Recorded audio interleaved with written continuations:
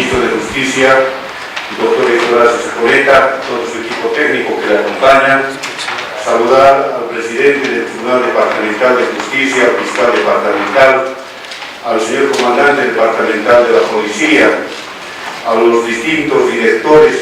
Gracias por haber aceptado la invitación que hemos realizado para que hoy día puedan presenciar todo lo que es la demanda marítima. También quiero saludar a los asambleístas nacionales, departamentales, al Tribunal Departamental Electoral, vocales del Tribunal de Justicia.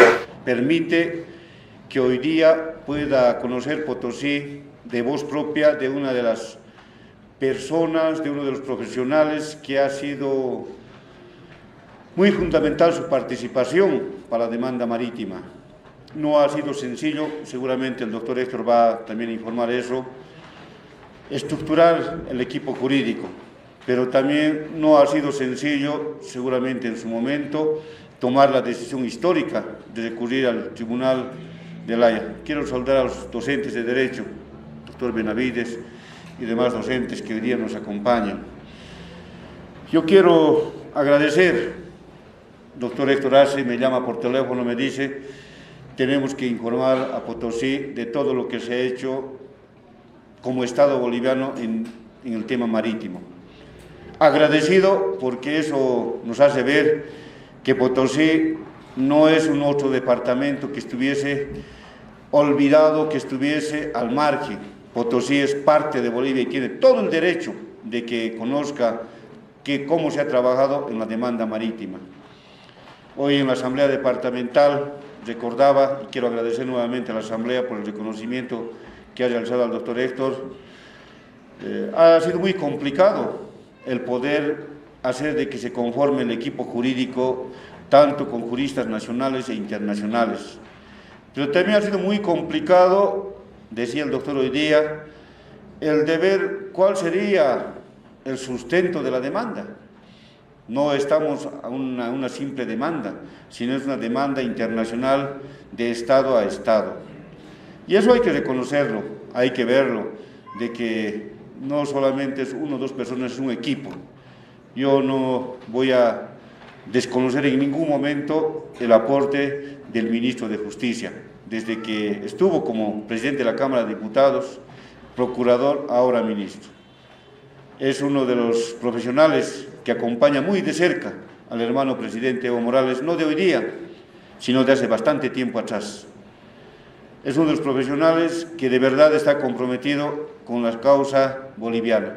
Por eso, ministro, para mí es de verdad un honor estar al lado de usted, porque el aporte que ha realizado en el tema marítimo, y no solamente ahí, sino desde presidente de la comisión desde la Cámara de Diputados, hoy recordamos varias anécdotas, inclusive del trabajo, ha sido siempre comprometido con los intereses bolivianos. Por eso le quedo agradecido porque mi departamento, el departamento de Potosí, hoy va a conocer de voz propia de uno de los actores directos de lo que fue y es la demanda marítima.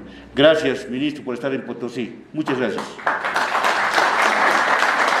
Carlos Cejas, saludar a las autoridades legislativas del departamento que nos honran con su presencia, saludar al presidente del Tribunal Departamental de Justicia de Potosí, al fiscal departamental de este distrito, saludar de manera especial al comandante departamental de la Policía aquí en Potosí, saludar a los docentes que no nos siguen físicamente en este salón, pero que están en otros salones. Aquí he visto una innovación tecnológica verdaderamente excepcional, digna de copiarse. Toda la gobernación prácticamente está adecuada con diferentes salones, con pantallas gigantes para optimizar los espacios, y de verdad nuestro agradecimiento, nuestro reconocimiento por este esfuerzo, por este trabajo de haber facilitado con tan poco tiempo de preparación esta conferencia.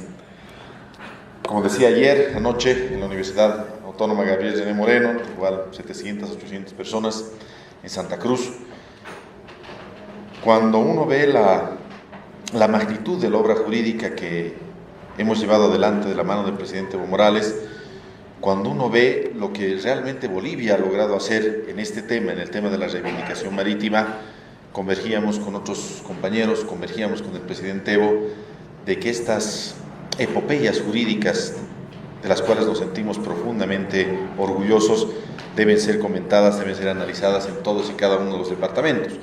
Es por eso que yo, el hermano canciller Fernando Guanacuni, el coagente que estuvo aquí poco tiempo, el doctor Sacha Llorenti, nos hemos dado la tarea de visitar los departamentos y hablar amplia, libremente, en base a la verdad, en base a lo que se ha hecho, en base a esta obra jurídica tan impecable, tan extraordinaria, que nos ha llenado el espíritu de coraje, de dignidad, que nos hace sentir también a los bolivianos en nuestra más que centenaria demanda por una reivindicación marítima. Yo quiero empezar ratificando algo que en algún momento dijimos y posicionamos conjuntamente con el presidente Evo. Hay 5 elementos fundamentales que son los elementos sobre los cuales se afianza el derecho boliviano, se afianza la causa marítima, para hablar con más exactitud y propiedad. El primero es la historia. Vamos a ver ahora muchos antecedentes históricos de cómo esta larga historia, que nace antes incluso de la invasión al puerto de Antofagasta el año 1879, es una historia que se inclina a favor de la causa boliviana. Como todos y cada uno de los datos históricos, que los que han madrugado a las 4 o 5 de la mañana y han visto las audiencias, han podido ver cómo nuestros abogados internacionales, con una dulzura, con un lenguaje extraordinariamente preclaro, con una fortaleza jurídica, los han explicado durante esas jornadas entre el 19 y el 28 de marzo de este año, allá, muy lejos, a más de 10.000 kilómetros de distancia, en el Reino de Holanda, en la ciudad de La Haya, la sede de la Corte Internacional de Justicia. Y la historia está ahí. La historia es una sola. Por mucho de que hayan querido tergiversarlas, que hayan querido mentir sobre la historia ha salido a flote y está clarísima en este caso. Un segundo elemento es la justicia. Como vamos a ver esta noche, la justicia, ese sentimiento natural que tiene el ser humano, que se orienta a lo justo, esa justicia distributiva de darle a cada quien lo que le corresponde, con lo que ha nacido, lo que le es propio, esa lógica de la justicia que ya habló Aristóteles de Estagira 4 siglos antes de Jesucristo. Esa idea, ese ideal, que los abogados lo tenemos como una guía, como un elemento axiológico al cual debemos seguir, que a veces no lo encontramos, no lo tocamos, pero que nos debe guiar. Como decía el maestro Eduardo Couture, ¿no es cierto? Para los juristas, la justicia debe ser esa estrella polar que guía el camino del marinero, aunque el marinero sabe que nunca va a llegar a la estrella polar, pero esa estrella le guía en su camino. Esa lógica de justicia. Ese sentimiento natural que los seres humanos tienen, también está con la causa boliviana. Está la razón. El escudo de Chile tiene un lema que dice: por la razón o la fuerza. No sé si de esto también el presidente Sebastián Piñera se sentirá orgulloso. Él ha dicho que la gesta de 1879 y la Guerra del Pacífico lo hace sentir orgulloso. Lo dijo cuando concluyeron sus alegatos el día 28, de marzo.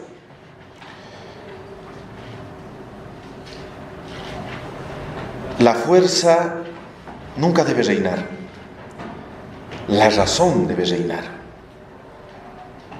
La fuerza de la razón debe ser la única fuerza que se acepte. Y ese lema debería ser quizá por la fuerza de la razón, no como se menciona, por la razón o la fuerza. Chile ha actuado en 1879, antes de 1879, y durante más de 100 años, casi durante 140 años, que tiene este problema marítimo irresuelto, no por la razón, ha actuado por la fuerza, haciendo honor al lema de su escudo. No articula la razón con la fuerza, da a escoger entre la fuerza y la razón y ha escogido siempre la fuerza. Y la causa boliviana está fuertemente arraigada en la razón. Nuestra causa es no solo histórica, no solo justa, sino es una causa razonable. Es por eso que todos en el mundo la apoyan. ¿Quién apoya la posición de Chile? ¿Qué es lo máximo que ha conseguido Chile en materia de apoyo de gobiernos, de presidentes, de intelectuales, de personalidades? ¿Hay alguien en el mundo y en el tiempo que lleve esta reivindicación que ha dicho Chile tiene la razón de mantener a Bolivia enclaustrada? ¿Ha habido alguien que le haya dicho a Chile, seguí por el camino que tú sigues? Nadie, ni en el espacio ni en el tiempo. Todos han apoyado una y otra vez la causa boliviana. Recientemente, la máxima autoridad moral de la humanidad, el Papa Francisco, en la Catedral Metropolitana de la Ciudad de La Paz, espontáneamente se ha manifestado a favor de la causa boliviana, cuando nos ha dicho, estoy pensando en el diálogo, estoy pensando en Bolivia y en Chile. El diálogo es elemento fundamental, que es justamente el objeto de nuestra demanda. En la causa boliviana, más allá de la historia, más allá de la justicia, más allá de la razón, está el derecho. Y eso es de lo que he venido a hablarles esta noche. El derecho que nos asiste. El derecho que no es una aspiración. El derecho que no es un pedido. El derecho que no es un ruego. El derecho que no es una dádiva que alguien le da a otra persona. Las aspiraciones se piden. Las aspiraciones pueden rogarse. Las aspiraciones pueden suplicarse. Los derechos, queridos amigos, no se suplican, no se piden. Los derechos se ejercen. Y cuando no se los puede ejercer, los derechos se los demandan. Y Bolivia, en esta coyuntura histórica excepcional, en esta gran obra jurídica, yo la he calificado como la más grande obra jurídica que hemos realizado nosotros en el tema más importante que tenemos en nuestras relaciones internacionales, nuestra reivindicación marítima, es una obra que ha demostrado que Bolivia tiene un derecho de obtener un acceso soberano al Océano Pacífico mediante el diálogo, mediante la negociación, mediante el cumplimiento de los ofrecimientos y los reconocimientos de Chile de buena fe y en condiciones razonables para que el tema de la reivindicación marítima finalmente sea totalmente resuelto entre las dos naciones. Primera aseveración entonces, la demanda boliviana, mi querido gobernador, queridas autoridades, querido público, un saludo también a nuestro presidente de la Asamblea Legislativa Departamental, que acaba de llegar. En la causa boliviana está la historia, está la justicia, está el derecho, está la razón y está la verdad. Cuando Bolivia ha hablado en La Haya, cuando hemos tenido esas jornadas, 2 jornadas primero y una después en la segunda ronda, era claro, se veía, se notaba quién hablaba con la verdad, quien hablaba diciendo las cosas como son, quien hablaba pidiendo justicia, quien hablaba fundándose en derecho, y se veía con gran claridad quien recurría a negar lo innegable, a tratar de justificar lo injustificable. Se veía con toda claridad quien se basaba, como decimos los abogados, en la chicana, en el entuerto jurídico, en el resquicio jurídico, para evitar que un proceso que busca la justicia, en la más grande corte que ha creado la humanidad, y que es una corte de justicia, porque así lo dice su propio nombre, ¿no es cierto?, la Corte Internacional de Justicia, finalmente llegue a buen puerto. Esa es la realidad, y eso es lo que hemos venido respetuosamente a compartir con ustedes aquí, a Potosí, este departamento extraordinario que yo creo que expresa lo más sano y lo más noble de la nacionalidad boliviana. Potosí, que ha dado al mundo riqueza.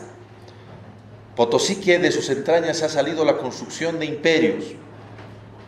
Potosí, que era una de las provincias charquinas que en 1825 tenía acceso al Océano Pacífico, porque más adelante recién se crea, ustedes saben, el departamento del litoral. En un principio, la jurisdicción de Potosí era la jurisdicción que llegaba al mar, era la jurisdicción que tenía titularidad de presencia física en el Océano Pacífico. Un departamento tan querido, tan marcado por tantas ignominias históricas, un departamento tan marcado por una lucha y por una reivindicación y por una voluntad férrea de salir adelante. Es un departamento que se merece todas las explicaciones, y yo voy a tratar de la manera más simple, de la manera más modesta, lo poco que he conocido de este proceso, explicarles esta noche.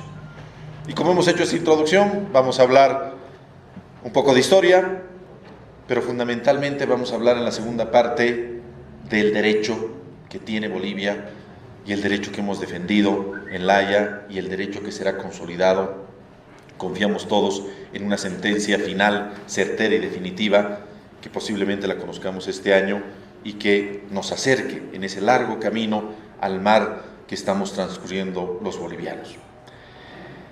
Empecemos con un poco de historia, algunos elementos fundamentales. Primero, Bolivia nació a la vida independiente con un vecino con intenciones expansionistas. En la década de 1830, cuando el mariscal Andrés de Santa Cruz y Calahumana plantea la idea de la Confederación Perú-Boliviana, plantea sanamente la idea de unir a Bolivia con el Perú, el enemigo principal y el gran opositor a esa confederación fue el Estado chileno. El Plan Portales del célebre chileno Portales mencionaba textualmente que la idea de la Confederación Perú-Boliviana debía desaparecer para siempre de la historia. Portales dijo: Perú y Bolivia unidos serán siempre más que Chile. Y es por eso que Chile, en alianza con algunos sentimientos mezquinos peruanos y también bolivianos, finalmente entierra en la batalla de Yungay, a finales de la década de 1830, la idea de una unión y de una construcción de una nación fuerte, como la había soñado en su momento el libertador Simón Bolívar, entre Bolivia y el Perú. El objetivo chileno era claro, era absolutamente claro: dividir a Bolivia del Perú y expandirse sobre los territorios bolivianos y los territorios peruanos. 10 años más tarde, en la década de 1840, dicta una serie de normas para crear confusión.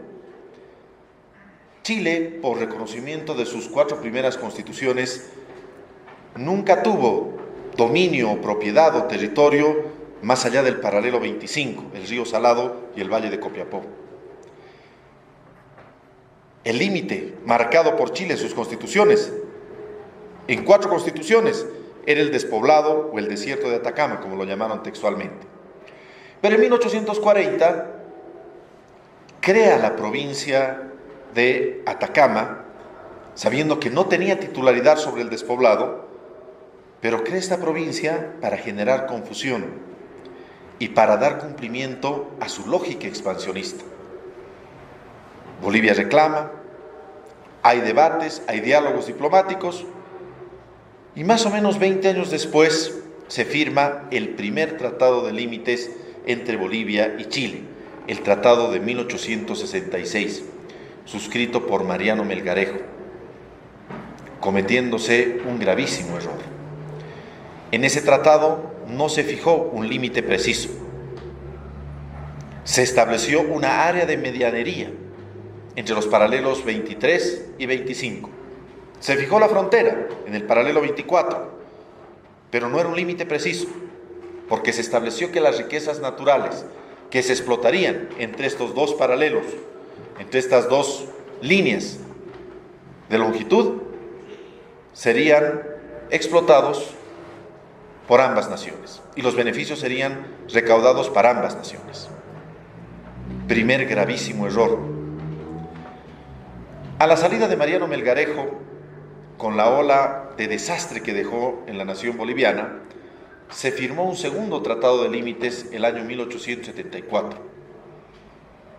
Este tratado de límites, siguiendo la lógica del tratado de 1866, aceptaba, porque era un hecho además de la realidad objetiva, la gran presencia de empresas y capitales transnacionales y de personas chilenas naturales y jurídicas en el territorio que abarcaba la creada provincia, o mejor dicho, el creado departamento del litoral. En 1877 se da un hecho natural, un sismo muy grande, un maremoto, y Bolivia necesitaba de mayores contribuciones para recuperarse económicamente. Y sin contradecir el tratado de 1874, que habría establecido que no iba a modificar las contribuciones, crea una nueva contribución. Y en vez de ir al arbitraje y seguir los procedimientos jurídicos que ya habían en ese momento, el plan expansionista de Chile, el plan Portales, finalmente estalla, y con ese pretexto, la mañana del 14 de febrero del año 1879, militarmente, sin ninguna declaración de guerra previa, como era su obligación en ese momento, como debía haberlo hecho Chile en ese momento, Chile simplemente llega al puerto de Antofagasta con blindados, con corbetas, con unidades militares y toma por la fuerza nuestro territorio, adentrándose sobre Cobija, Calama, encontrando una tenue resistencia más de un mes después. 144 hombres contra un ejército regular de casi 500 hombres. La defensa de Calama, el puente del Topáter, donde Avaroa muere, pasando a la historia como un ícono de nuestra reivindicación marítima. Don Eduardo Avaroa Hidalgo, un contador de Calama. No fue una guerra, no había un justificativo para una guerra. No había una declaración de guerra, no había un conflicto que ameritaba una guerra, no se cumplió el derecho internacional de ese entonces. Lo que hubo fue una invasión, basada en un pretexto pueril, que solamente buscaba justificar un plan con el que Chile había nacido y un plan en el que Chile había trabajado durante mucho tiempo. Esta invasión, este atropello, como todos ustedes saben, nos privó de 400 kilómetros de costa, más de 120.000 kilómetros cuadrados de territorio, y al haber entrado el Perú a la guerra, como fruto de un acuerdo secreto que el presidente Tomás Frías firmó con el Perú, los territorios bolivianos no fueron los únicos ocupados por Chile, también se ocuparon territorios peruanos. Bolivia se retira de la guerra en la batalla del Alto de la Alianza, en los campos de Tacna, en abril del año 1880, pero para el Perú la guerra duró todavía varios meses más y Chile llegó incluso a dominar y someter Lima, la propia capital del Perú. Cuando llegó el tiempo de la paz y se firmaron los dos pactos primeros, el Tratado de Ancón entre Chile y Perú, el año 1883, y el Pacto de Tregua entre Chile y Bolivia, el año 1884, cuando llegó el tiempo de la pacificación, quedó una cosa muy clara para Chile, para Bolivia y también para el Perú. Bolivia no podía quedar aislada en el occidente, Bolivia no podía quedar encerrada en las montañas de los Andes y, como diría en su momento el canciller chileno Domingo Santamaría, que después fue presidente de Chile, no podemos ni debemos ahogar a Bolivia. Bolivia debe tener una puerta, un acceso propio mediante el cual pueda, sin pedir venia de nadie, sus palabras textuales, acceder soberanamente al Océano Pacífico. Pese a la invasión, pese a lo cruento, pese a lo injustificado, a Chile le quedó claro, desde el mismo momento de la invasión, que Bolivia tenía un derecho. Y las palabras de Domingo Santamaría, que las hemos repetido varias veces ante la Corte Internacional de Justicia, son absolutamente reveladoras y son el inicio de una larga cadena de acontecimientos que fueron reconociendo, que fueron haciendo válido, que fueron sembrando sobre cimientos poderosos, fuertes, inamovibles, el derecho boliviano, el derecho que hemos demandado a la Corte Internacional de Justicia, el derecho que pedimos y que hemos solicitado como corolario de estas audiencias orales que han pasado hace menos de un mes allá en la sede de la Corte Internacional de Justicia. En 1895, y hacía una referencia de la Asamblea Legislativa hace unas horas, hace unos minutos, se firmó una serie de tratados, lo que se llamó, en realidad fueron 3 tratados, que se llamaron los tratados de transferencia. Chile reconoció nuevamente, a través de la que se llamó en la historia la política boliviana, que Bolivia tenía el derecho de obtener un acceso libre y soberano al Océano Pacífico. Y firmó un tratado en 1895, mediante el cual se comprometía a transferir las provincias de Tacna y Arica una vez que la titularidad de estas provincias sea definida. Como ustedes saben muy bien, el Pacto de Ancón, suscrito entre Chile y el Perú, había dicho que estas 2 provincias se quedarían en el limbo y 10 años después un referéndum sería el que determinara si pasan a Chile o pasan a Perú. Este diferendo se va a mantener hasta el año 1929, cuando se firme el Tratado de Límite. Este ofrecimiento de territorio, que además tenía una salvedad, que no la vamos a explicar largamente por razones de tiempo, tenía una salvedad porque Chile dijo que si no se quedaba con las provincias de Tacna y Arica, nos iba a dar un acceso soberano por otra parte, la Galeta Vítor, textualmente se menciona en este tratado. Este documento es un antecedente valiosísimo y extraordinario que ratifica lo que se había dicho por Domingo Santamaría, que ratifica lo que se había dicho en el primer momento. Bolivia, pese a la invasión, Bolivia, pese a haberse visto perjudicada en una confrontación bélica que nunca quiso, que nunca buscó y de la que nunca recibió aviso, tenía el derecho de obtener un acceso soberano al Océano Pacífico. Los tratados de 1895 no se concretaron.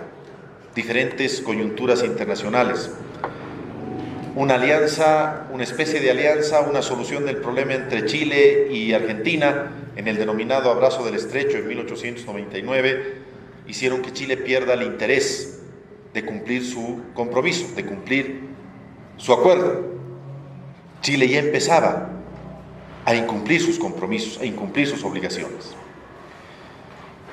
Y como ustedes saben bien, fruto de un tremendo aislamiento, de una profunda soledad en la que se sumió la nación boliviana a principios del siglo pasado, Bolivia se vio obligada a suscribir un tratado que lo hemos calificado con el presidente Evo de impuesto, injusto e incumplido.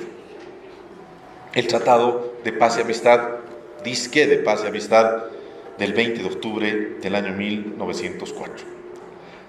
¿Es un tratado impuesto? Claro que sí. Bolivia no tenía alternativa en ese momento. Bolivia estaba sometida al dogal aduanero, estaba ahogada económicamente. La Argentina había solucionado sus problemas con Chile. Chile estaba solucionando sus problemas con el Perú. Bolivia no tenía una puerta para salir sin pedir venia, como nos había ofrecido Domingo Santa María.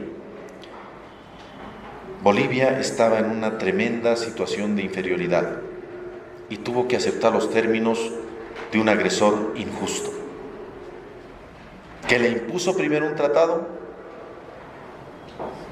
y que después lo incumplió. Es impuesto porque las condiciones, incluso de una amenaza, de una nueva amenaza bélica, Chile tenía sentimientos expansionistas. Hace poco hemos recreado lo que fue la batalla de Canchas Blancas. Chile no reconoce, pero las avanzadas chilenas cruzaron la cordillera de los Andes y fueron abatidas por las fuerzas bolivianas, por nuestros indígenas unidos a nuestros militares. En su registro no está eso, pero la verdad está mucho más allá y es mucho más certera de los registros que tiene Chile de la historia y de los acontecimientos. ¿Fue un tratado injusto? Claro que sí. Haber concedido la libertad de pelear por nuestro litoral, por un libre tránsito, por 300.000 libras esterlinas, por la construcción de un ferrocarril, por una garantía para construir otros ferrocarriles que los gobiernos liberales, a partir de Ismael Montes, identificaban como la solución para el problema del país. ¿No es acaso injusto haber entregado y haber tomado posesión por parte de Chile, entre comillas legítima, sobre toda la riqueza del cobre, el guano y el salitre de lo que era el territorio boliviano, por esas míseras compensaciones? ¿No es una injusticia que deviene de una terrible imposición marcada por la coyuntura y por el momento? Y finalmente es pues un tratado incumplido. Y si no, vean ustedes lo que ha pasado recientemente. Vean los paros y las huelgas aduaneras. Vean a nuestros transportistas, a nuestros camioneros, parados muchas veces durante días y días en el frío polar, parados muchas veces en condiciones infrahumanas, esperando que levanten un paro, esperando que les permitan un acceso, sometidos a condiciones abusivas, como las que se viven en los garajes, por ejemplo, de Arica y de Iquique. Ese tratado, impuesto e injusto e incumplido, por su propia naturaleza, no solucionó el reclamo boliviano, no atendió el reclamo boliviano, no cumplió su objetivo de solucionar el diferendo entre Bolivia y Chile. El derecho boliviano siguió subyacente después de 1904. Y los actos jurídicos que vamos a mencionar solamente esta noche, que son los actos jurídicos en los cuales se basa nuestra demanda, han sido propiciados por el propio Chile, creados, sostenidos y validados por el propio Chile, que ante la Corte Internacional de Justicia no ha podido negarlos. Y les cuento algunos, solamente algunos por razones de tiempo.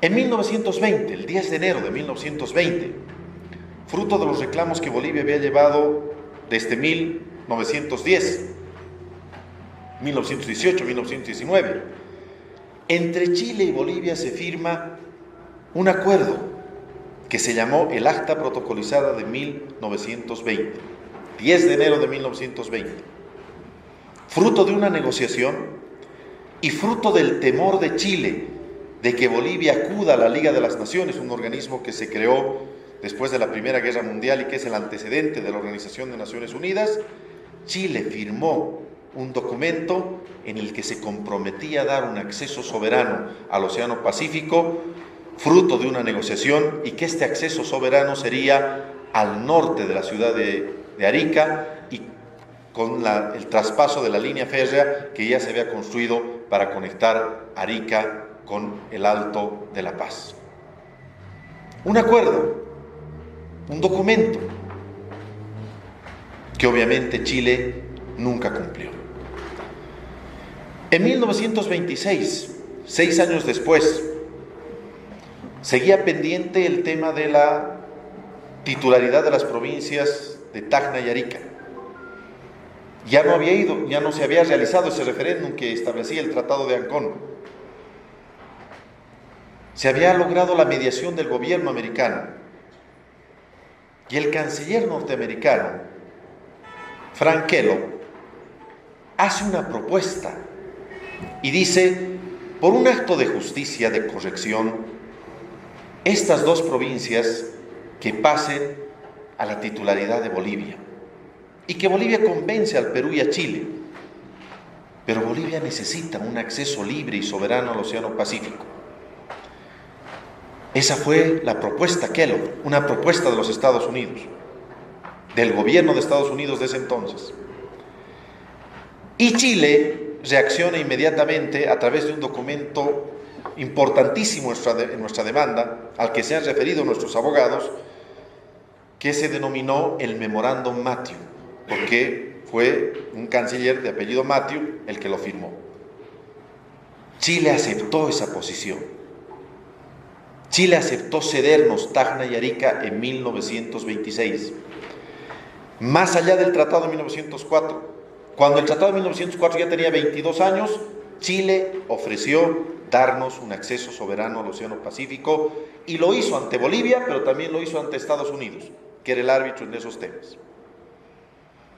Chile, como lo hizo en 1920, como lo va a hacer mucho más veces en el futuro, después de obligarse por un documento, incumplió su palabra. Ustedes saben, 3 años más tarde, Chile y Perú solucionan el problema de Tacna y Arica. Tacna se queda para Perú y Arica se queda para Chile. Y entre los dos países firman un protocolo secreto que establecía que ninguno de los dos países le cedería territorio a una tercera potencia, decía. ¿Quién era la tercera potencia? ¿Quién estaba en esa zona? No se referían a la China, ¿no es cierto?, ni a Australia, que está al otro lado del Océano Pacífico. Claramente se estaba refiriendo a Bolivia.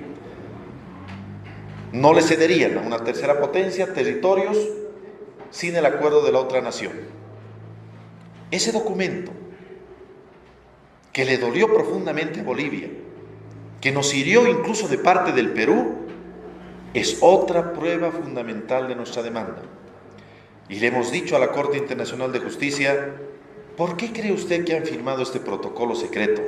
Secreto para Estados Unidos, que era quien no quería que esas provincias pasaran a tener la suerte que finalmente tuvieron.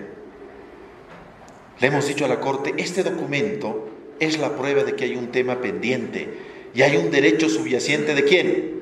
De esa tercera potencia. Y esa tercera potencia no es la China, no es el Asia, es el único país que está ahí, que sigue reclamando y manteniendo vivo un derecho, el derecho de acceder soberanamente al Océano Pacífico, que es Bolivia. En 1950, años después, la Segunda Guerra Mundial, la confrontación del Chaco, se da el hecho jurídico más importante en el cual se funda nuestra demanda. Bolivia y Chile suscriben un verdadero acuerdo entre naciones, un pacto entre los dos países. El 1 de junio de 1950, Bolivia le ofrece a Chile entrar en negociaciones formales para que Bolivia obtenga un acceso soberano al Océano Pacífico. Y formalmente, fruto de una negociación, el 20 de junio de 1950, Chile suscribe el acuerdo. y se compromete formalmente a negociar con nosotros para que tengamos nuestro propio acceso al Océano Pacífico. Ya había pasado más de 70 años de la invasión injustificada al puerto de Antofagasta y más de 45 años de la firma del Tratado de 1904. Ya se había solucionado el problema entre Tacna y Arica. Ya el mundo había cambiado y el derecho boliviano seguía subyacente. Y la prueba de ese derecho era el tratado, el acuerdo, las notas reversales de 1 y 20 de junio de 1950. 11 años más tarde, en los gobiernos de la Revolución Nacional, un embajador de Chile de apellido Manuel Truco oficialmente entrega a la Cancillería un documento en el que nuevamente ratifica lo que se había acordado, se había establecido el 20 de junio de 1950, lo que la historia conoció como Memorándum Truco, porque nos entregó un documento obligándose nuevamente a discutir con Bolivia para que Bolivia obtenga un acceso soberano al Océano Pacífico. Todos estos acuerdos que les estoy contando tan brevemente, tan rápidamente, todas estas promesas unilaterales de Chile, todos estos convenios que hemos suscrito, se hicieron después de 1904. Es más, cada uno de estos documentos decía independientemente de 1904, separadamente de 1904. En 1975, después del derrocamiento del presidente Salvador Allende, de quien sí sabemos tenía la intención de solucionar el problema con Bolivia y que Bolivia obtenga un acceso soberano al Océano Pacífico, con su espíritu socialista. Después del golpe y en el otro extremo del péndulo, dos gobiernos dictatoriales, auspiciados por la teoría de la seguridad nacional de los Estados Unidos, llevaron adelante el proceso de Charaña, que empezó con el abrazo de Charaña en enero del año 1975, en un vagón de ferrocarril en la frontera entre Charaña y Visviri, en el más frío altiplano, empezó otro acto jurídico fundamental en el cual se basa nuestra demanda. Un proceso de negociación en el que hubieron acuerdos, finales de 1975, en el que hubieron negociaciones, en el que hubieron promesas unilaterales, un proceso que duró 3 años, que empezó en 1975 y terminó en 1978, como terminaran siempre las negociaciones con Chile. Primero, buen ánimo, se firman documentos, se hacen declaraciones y después no se cumplen esos compromisos. Uno de nuestros abogados, han debido ver ustedes, el profesor inglés Vaughan Law, ha dicho: Chile sopló frío y caliente durante más de 100 años. Claro, tuvo una actitud bamboleante, una actitud engañosa. Se acercaba, negociaba, firmaba, ofrecía y después diluía, postergaba, hacía que se espere y finalmente pretendía olvidarse. Pero los hechos, los papeles, los documentos están ahí. Y todos esos documentos han sido presentados a la Corte Internacional de Justicia. Son las sólidas bases, los cimientos de cemento firme y de fierro en los cuales sólidamente se asienta nuestra demanda. Entre 1979 y 1989, por un periodo de 11 años, el tema de la reivindicación marítima de Bolivia fue tratado en cada una de las asambleas generales de la Organización de Estados Americanos y en cada una de esas 11 sesiones, reuniones, año tras año, fue aprobado un documento que establecía que el tema de la reivindicación marítima boliviana era un tema de interés continental y que los dos países, Chile y Bolivia, deberían negociar para que Bolivia ejerza su derecho de obtener un acceso soberano al Océano Pacífico, incluso, decían los documentos de la OEA, sin compensación territorial. La OEA es la unión de 34 países, es todo el continente americano, desde el Canadá, desde el Polo Norte hasta el Cabo de Hornos, hasta la punta más austral de la Argentina. Después de esas 11 resoluciones, el tema ha seguido tratándose año tras año hasta el año 2011.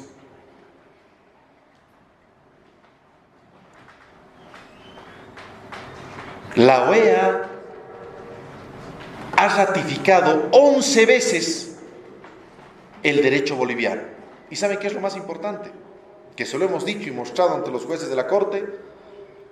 3 de esas 11 resoluciones han sido firmadas por Chile, reconociendo y comprometiéndose ante todas las naciones de América a que iba a negociar para que Bolivia obtenga un acceso soberano al Océano Pacífico.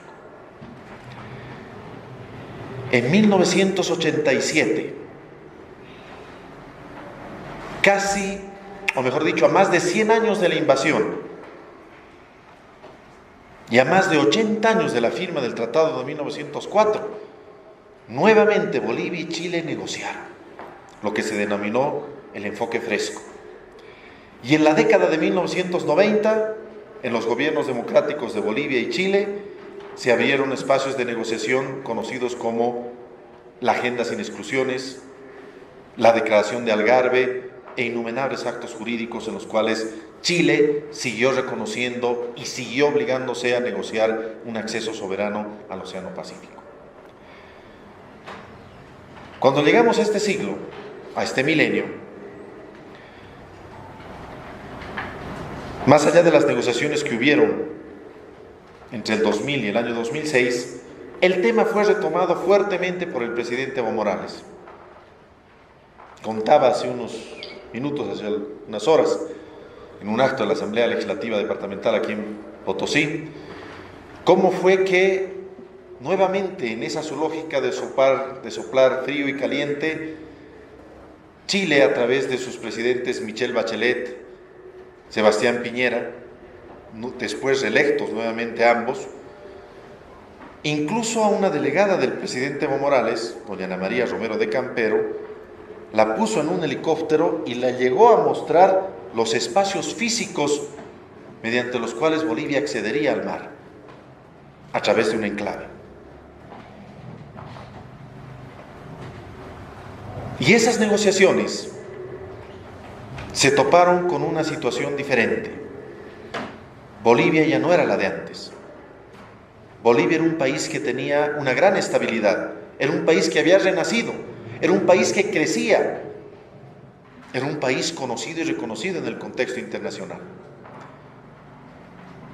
Chile no se percató de ese tema, o mejor dicho, los gobiernos chilenos no se percataron de ese tema, e intentaron hacer nuevamente lo que ya habían hecho una y otra vez en el pasado, en 1920, 1926, 50, 75, 87. Intentaron diluir la propuesta. Y el presidente Evo Morales finalmente le dice al segundo gobierno de Chile con el que estábamos negociando: te voy a esperar hasta el 23 de marzo del año 2011 para que cumplas tu promesa y me hagas llegar la oferta que te has comprometido a entregarnos. Y si tú no lo haces, mi país, mi nación, ha de dejar de esperar. Y es ahí, es ese punto icónico, extraordinario, es ese día extraordinario que debe quedar grabado para siempre en la memoria positiva de nuestra nación. A los pies de Eduardo Baroa Hidalgo, en la Plaza Baroa de la ciudad de La Paz, el 23 de marzo del año 2011, hay un cambio de dirección. Lo que se había hecho durante más de 100 años, finalmente cambia. Ya no pedimos, ya no suplicamos, ahora demandamos. El presidente Evo nos dijo: ha llegado el momento de que un fallo justo y certero, y son sus palabras textuales, le devuelvan a Bolivia el derecho con el que ha nacido, el derecho de tener una cualidad marítima, de obtener un acceso soberano al Océano Pacífico. Ese es el momento en el que todo lo que habíamos acumulado los bolivianos lo transformamos en una acción, en una causa. Y por primera vez en Bolivia, en vez de hacer solamente gestiones diplomáticas, hacemos gestiones jurídicas. Se funda Diremar, el laboratorio jurídico que nunca se había dado en Bolivia. Se crea un equipo nacional, se crea un equipo internacional con los mejores abogados que ustedes han visto, no solamente en estas últimas audiencias, sino en las audiencias de jurisdicción de mayo del año 2015. Un equipo que proviene de las diferentes fuentes del derecho, donde hay abogados ingleses, franceses, canadienses, españoles. Y durante 2 años se trabaja la obra jurídica más importante que hemos construido en Bolivia de la mano del presidente Evo. El 24 de abril del año 2013, en La Haya, en el Reino de Holanda, Bolivia entrega su demanda.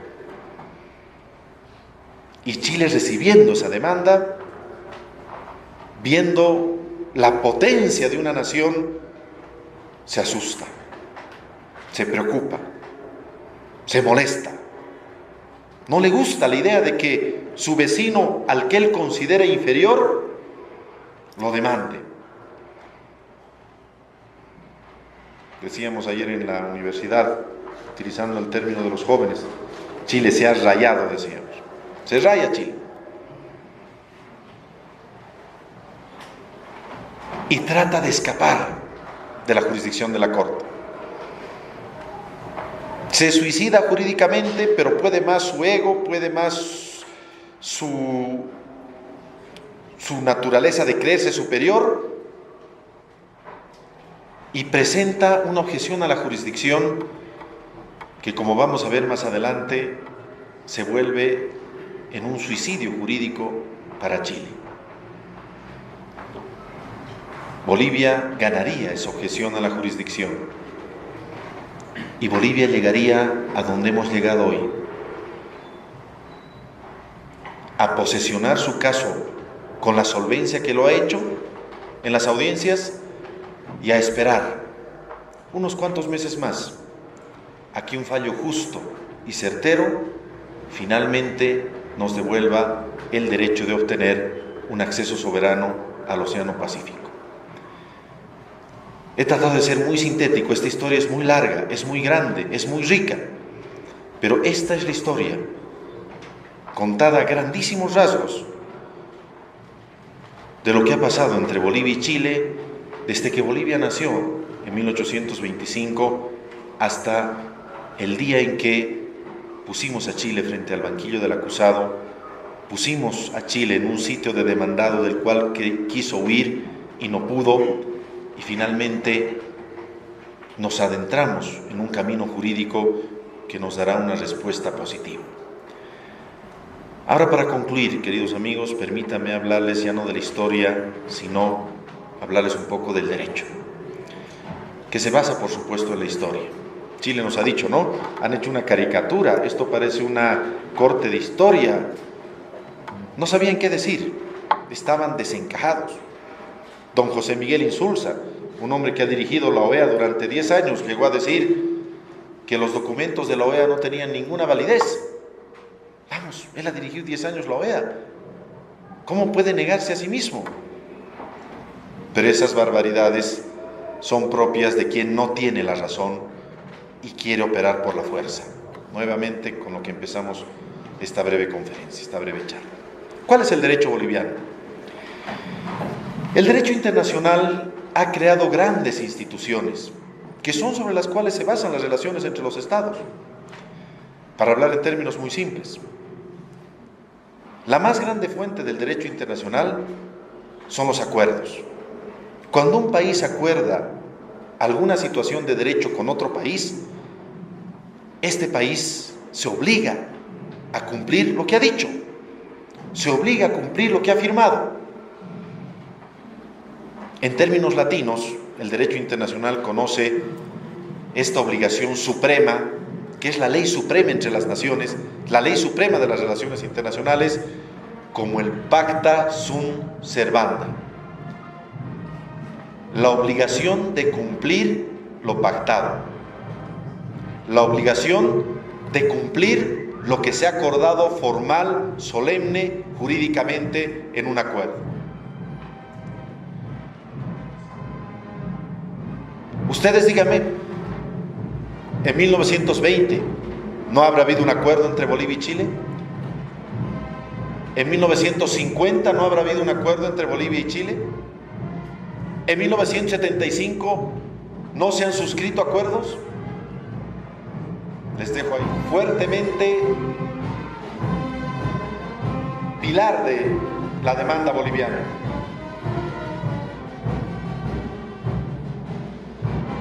Cuando un país en el contexto internacional,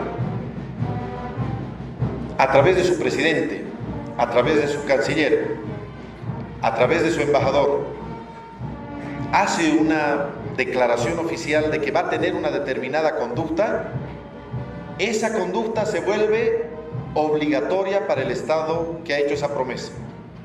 Es lo que en el derecho internacional se denomina las promesas unilaterales.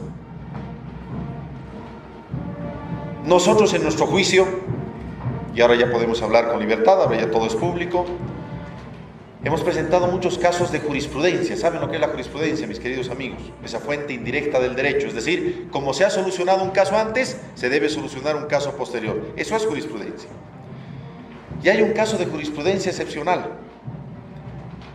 Se le demandó al Estado francés que hacía pruebas nucleares en el Pacífico Sur. Se le reclamó y se le demandó ante la Corte Internacional de Justicia para que ya no haga más esas pruebas porque dañaban el medio ambiente y destruían el ecosistema. Y Francia, cuando recibió la demanda, hizo una declaración formal. Salió su canciller con un papel y dijo: el Estado francés declara que no hará más pruebas en el Pacífico Sur, más pruebas nucleares en el Pacífico Sur. La Corte agarró esa declaración y cerró el caso. Y le dijo al mundo: cuando un Estado dice que actuará de una forma, debe actuar de esa forma y no hay nada más que discutir. Gran base del derecho internacional. De la historia que les he contado y que ustedes conocen, díganme, ¿cuántas veces Chile ha formulado promesas unilaterales que están pendientes de cumplimiento? ¿1, 2, 3, 4, 5? Cuenten ustedes. Vean los documentos. Analicen los 5 tomos de pruebas, imposible de alzarlos, que Bolivia ha construido en Diremar, en el equipo jurídico nacional, en el equipo internacional, y que les hemos entregado a los jueces de la Corte Internacional de Justicia. Tercer elemento. Las prácticas diplomáticas, por mandato del derecho internacional, deben basarse en un elemento central que es la buena fe. La buena fe es un elemento central de la vida. En el derecho romano, que no hay que hacer mucha referencia al derecho romano, pero aquí permítanme una referencia al derecho romano, se hablaba de la bona fide, ¿se acuerdan? La obligación de hacer lo que uno dice, la obligación de cumplir a lo que uno se obliga, está en la base de nuestras relaciones. Todo se basa en la buena fe. Si yo le digo a alguien: ven a recogerme al aeropuerto de Potosí, no le voy a pedir un certificado, un documento, algo firmado. Se supone que va a venir. Estoy basándome en la buena fe. En nuestras relaciones personales, en nuestras relaciones laborales, en nuestras relaciones comerciales. ¿En cuánta relación tenemos? La buena fe es el elemento que permite que la vida fluya. ¿Y saben ustedes que la buena fe es el elemento central en las relaciones entre los países? Por supuesto. No podía ser de otra manera, ¿no ven? Si entre 2 personas se pide buena fe en su accionar diario, ¿cómo no se les va a pedir a 2 estados que actúen de buena fe? ¿Y acaso es actuar de buena fe, soplar frío y caliente como ha hecho Chile durante más de 100 años? Primero decir una cosa, comprometerse, obligarse, y después, como se dice comúnmente, hacerse al loco, no cumplir lo que se ha comprometido, no obrar sus compromisos. ¿No es acaso demandable y ajusticiable que una nación haya engañado a otra durante más de 100 años? ¿Qué dicen ustedes? ¿No es la buena fe y las prácticas diplomáticas una tercera base jurídica, un tercer pilar fundamental de una demanda jurídica como la que hemos presentado? Esto para Chile, para quien en su desesperación ha dicho: Bolivia no se basa en el derecho internacional. Ellos son los que no se basan en el derecho internacional. En materia jurídica, veamos ahora un poco, después de ver las bases de nuestra demanda, veamos qué ha hecho Chile. Chile ha tratado de hacer lo que siempre hizo cuando las cosas se le ponían feas. Ha sacado el tratado de 1904 y cuando le hemos notificado con la demanda, ha presentado una objeción a la jurisdicción pretendiendo huir de la Corte Internacional de Justicia, diciendo: este es un tema que está resuelto por el Tratado de 1904, por lo tanto usted, Corte Internacional de Justicia, no puede conocer esta causa, porque evidentemente el tratado, el Pacto de Bogotá, los acuerdos internacionales que facilitan la existencia de la Corte dicen que cuando hay un tema por un tratado, resuelto por un tratado, no puede ser sujeto a demanda ni sujeto a ninguna acción judicial. Y ese fue el argumento para que Chile pretenda huir a la jurisdicción de la Corte. Nosotros le hemos dicho a la Corte: 1904 no ha solucionado el tema del acceso soberano al Océano Pacífico, por todas estas razones que rápidamente les he contado a ustedes. Y el 24 de septiembre del año 2015, otro día que quedará grabado en la memoria positiva de esta historia maravillosa, la Corte más grande del mundo, por 14 votos contra 2, en realidad los dos no eran votos contrarios, pero no eran votos que tenían otros criterios, pero no eran en contra. Por 14 votos, casi por goleada, rechaza la objeción a la jurisdicción de Chile. Y le dice 3 grandes verdades. Hay 3 grandes elementos que tiene, que están en ese textito que les hemos dado. Primero le dice, está anexado el fallo sobre jurisdicción que se dicta el 24 de septiembre de 2015. Primero, la Corte le dice a Chile: tú no has nacido con la titularidad de los territorios bolivianos. Bolivia ha nacido con mar, y fruto de una agresión y una guerra, Bolivia ha perdido esa condición. Segundo, lo más importante, le dice: el tema de que Bolivia obtenga un acceso soberano al Océano Pacífico mediante el diálogo y la conciliación no es un tema que ha sido resuelto por el Tratado de 1904. Con lo cual, por supuesto, Chile quedó desmayado. Lean ustedes el párrafo 50 de la sentencia sobre jurisdicción que está anexada al textito que modestamente les hemos entregado. Y la tercera gran constatación que nos deja este fallo: existe un tema pendiente de solución entre Bolivia y Chile, y por eso la Corte se declara competente y entra a conocer el fondo de la demanda, fondo que ha sido sustentado y finalizado en las audiencias orales del 19 al 28 de marzo pasado. La pregunta es: en base a esta historia que les hemos contado, tan clara, tan extraordinaria, y en base a estas instituciones del derecho internacional, también claras, precisas, extraordinarias,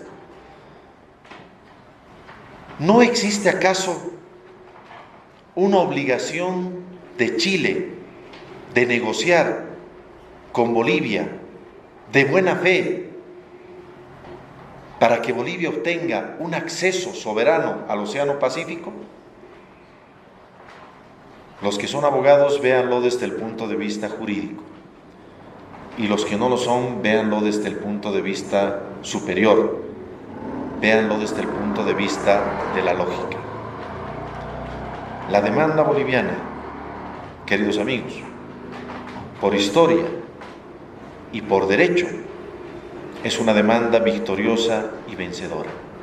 Tengan ustedes, aquí en Potosí, querido gobernador, queridas autoridades, que la nación boliviana tenga certeza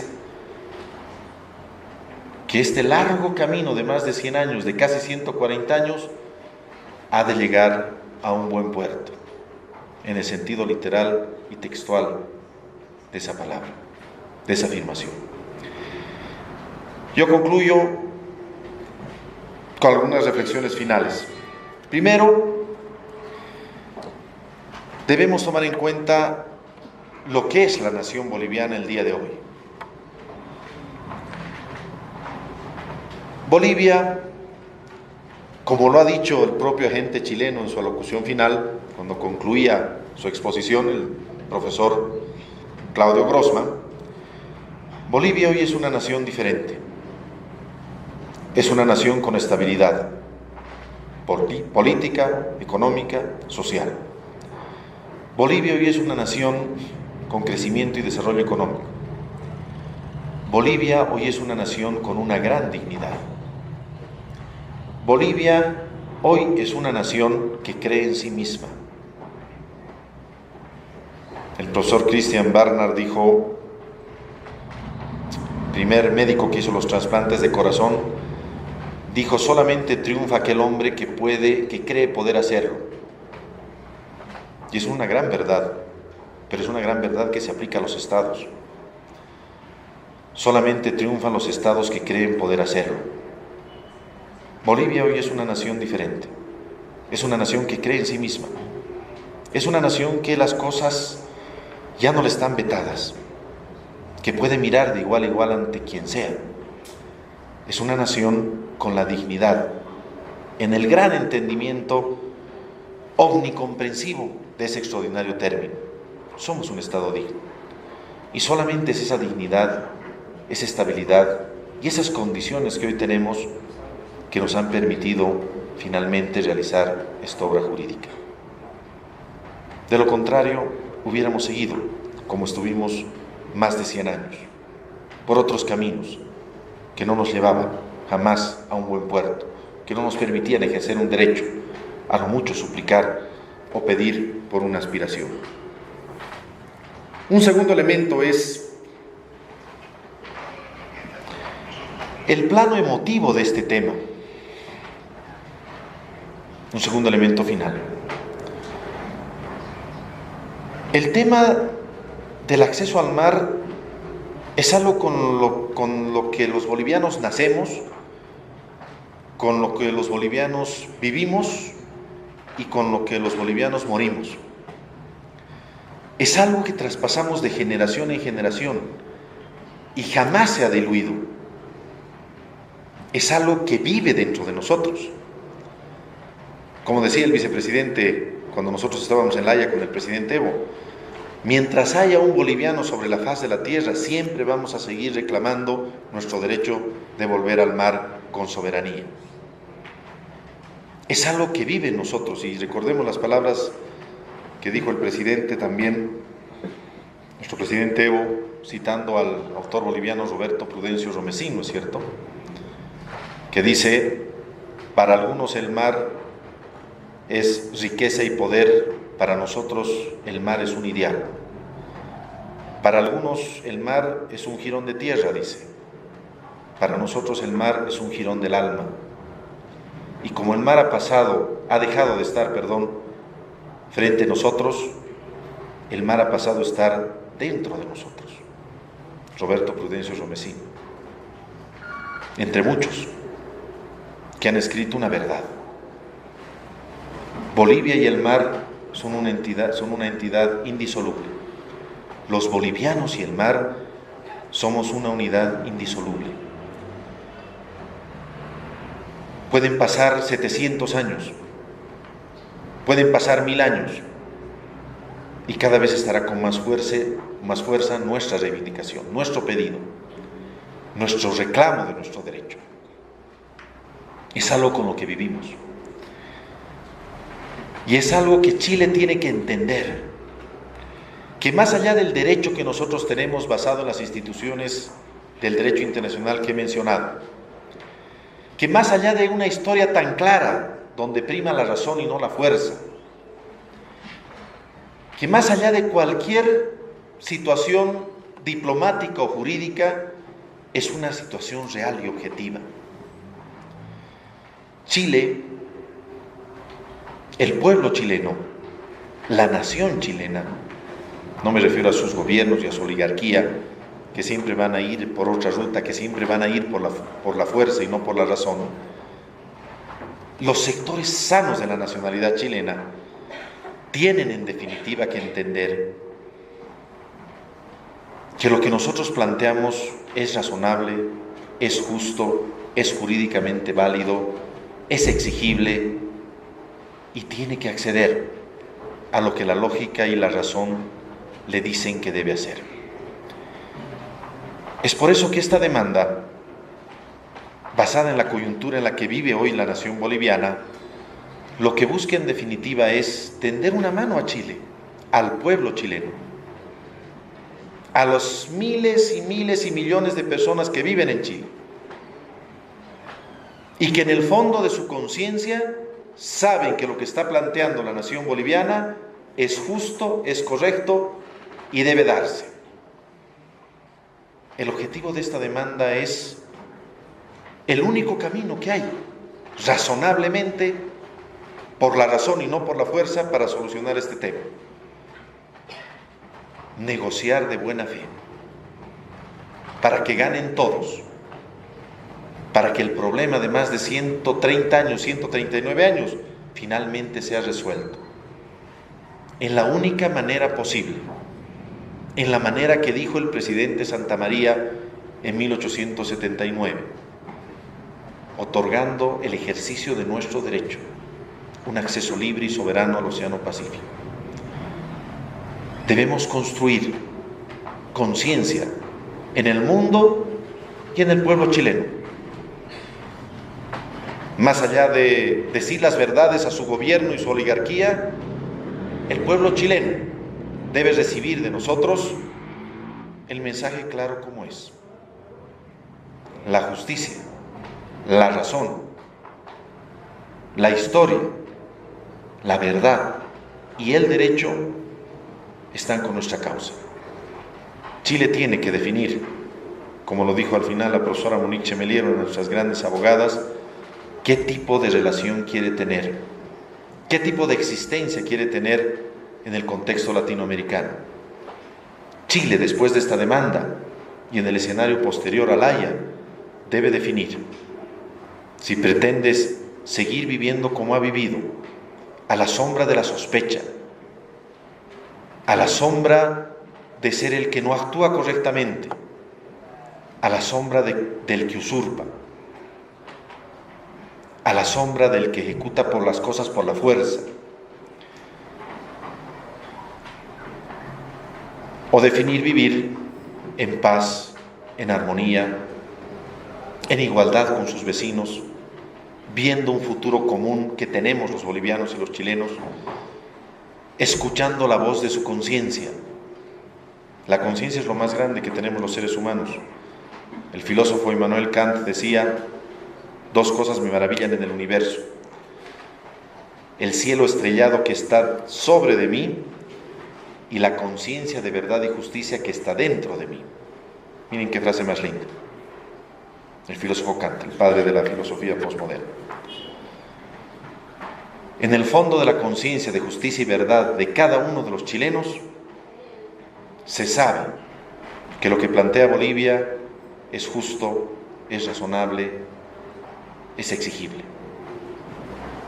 No puede haber en la conciencia de una persona sana de la nación chilena que, mirando esa costa inmensa de más de 6.000 kilómetros que tiene, le nieguen a Bolivia un acceso soberano sobre un patrimonio que es común para la humanidad, como es el patrimonio sobre los océanos, sobre la base de un derecho, sobre la base de la historia y sobre la base de la justicia.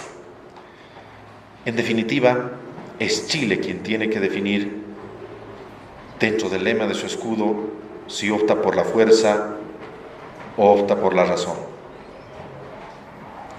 La Corte Internacional de Justicia, el más alto tribunal que ha creado la humanidad para solucionar controversias de manera pacífica, le dirá el camino correcto, la fuerza de la razón, la justicia y la verdad. Esperemos con fe que el más alto tribunal, que el más grande esfuerzo que ha hecho el derecho durante toda esta trayectoria histórica de la humanidad, han de estar con estos 5 elementos que acompañan la causa boliviana: la historia, la justicia, el derecho, la razón y la verdad. Muchas gracias, compañeros.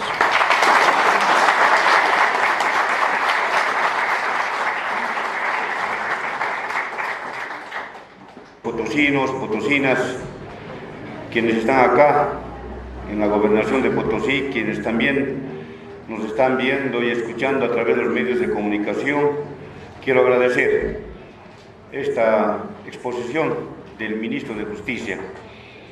Entiendo que posiblemente no es suficiente. Vamos a conversar, vamos a pedir al ministro, posiblemente podamos explicar este tipo de actos también en otras regiones del departamento. Y hace un momento pedía el asambleísta del norte Potosí que también debería hacerse eso, en el norte Potosí. Compañero Flores, también seguramente podemos hacerlo en el sur, en el sudoeste. Pero también entiendo que hay estudiantes de colegio, de la universidad, tanto la estatal como la privada, que tienen el interés de poder ampliar, levanten la mano, colegios, las profesoras que están acá. Vamos a pedir que nuestro ministro pueda hacer un espacito más en su agenda ajetreada que tiene y pueda retornar a Potosí. Estamos, creo, todos optimistas como bolivianos del resultado final. Con la explicación de hoy día, mucho más aún, fortalecidos, como decía el ministro, mientras tengamos vida, siempre vamos a tener vigente que vamos a tener algún momento salida al mar. Gracias, hermano ministro, por esta exposición. Reiterar nuestro pedido, ampliar estas charlas, estas exposiciones al departamento, pero también a las unidades educativas, a la universidad normal y otras instituciones. Muchas gracias, ministro, y muchas gracias a los presentes.